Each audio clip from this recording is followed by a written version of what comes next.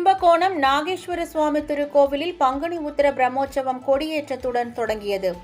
தேவார பாடல் பெற்றதும் 2000 ஆண்டுகளுக்கு ஆதிசேஷனை வழிபட்டு இழந்த தன் சக்தியை மீண்டும் பெற்ற தலமாக விளங்கும் நாகேஸ்வர சுவாமி கோவிலில் ஆண்டுதோறும் பங்குனி உத்திர பிரம்மோற்சவம் 10 நாட்களுக்கு நடைபெறுவது வழக்கம்.